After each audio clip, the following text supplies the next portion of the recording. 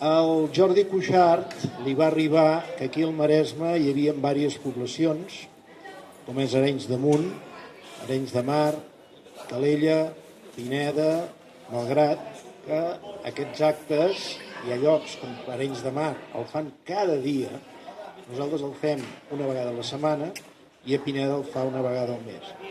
Doncs ens ha volgut enviar una carta a cada poble, a vosaltres. Carta de Jordi Cuixart per les concentracions de Calella en suport als presos polítics i exiliats. Estimadíssims amics i amigues, amb aquest superlatiu comença a Gramsci les cartes a la seva cunyada Tatiana. Avui des del Maresme estant ressona també a la Selva. Es fa saber que seguim junts.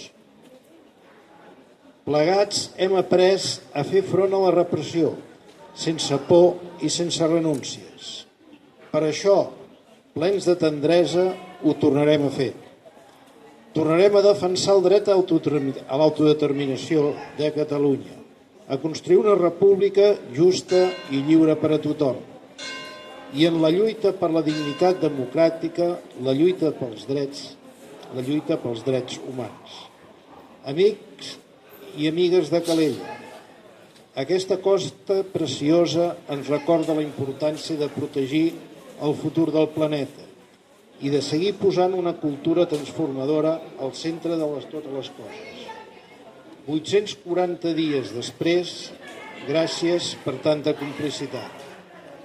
Visca la llibertat i sempre endavant. Jordi Cuixart, president d'Òmnium Cultural, presó de Lledoners, 4 de febrer del 2020.